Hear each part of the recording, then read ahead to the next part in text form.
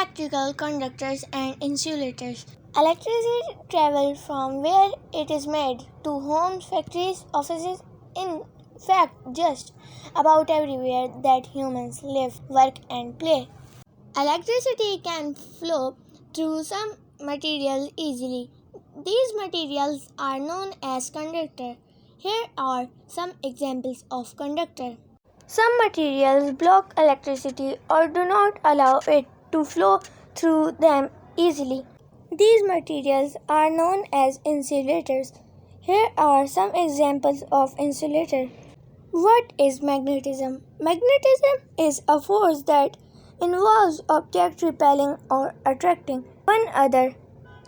Repelling means pushing away. These objects are called magnets and they usually contain metals such as iron that have strong magnetic qualities. Magnetism works when all the electrons in a metal are moving in the same direction.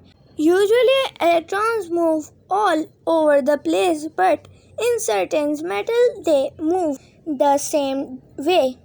Magnets have two ends known as poles. One is the North Pole and the other one is South Pole. The North and South poles of two magnets will attract each other, but two North Poles or two South Poles will repel each other.